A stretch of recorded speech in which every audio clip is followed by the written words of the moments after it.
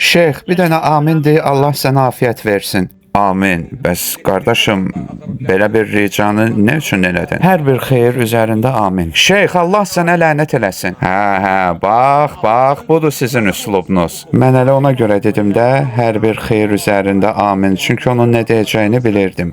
Əhsən olsun sizə.